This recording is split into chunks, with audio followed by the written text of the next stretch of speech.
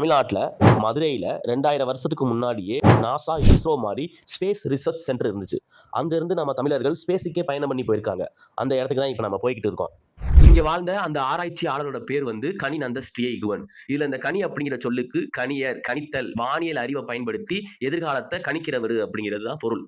சரிப்பா, இதெல்லாம் இருக்கட்டும். தமிழர்கள் ஸ்பேஸுக்கு பயணம் பண்ணி போனாங்கன்னு சொன்னல, அதை பற்றி சொல்லு அப்படின்னு கேட்குறீங்களா? சொல்கிறேன்.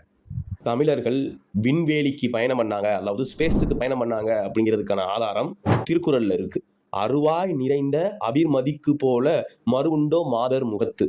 இதில் அருவாய் நிறைந்த அபிர்மதி, மதினா நிலா, அருவாய்னா அறுத்து எடுக்கப்பட்ட இடம். அறுத்து எடுக்கப்பட்ட இடம் எப்படி இருக்கும்? பள்ளமாக இருக்கும். அதாவது நிலா முழுக்க பள்ளங்கள் நிறைஞ்சு இருக்கு அப்படின்னு வள்ளுவர் பாடியிருக்காரு.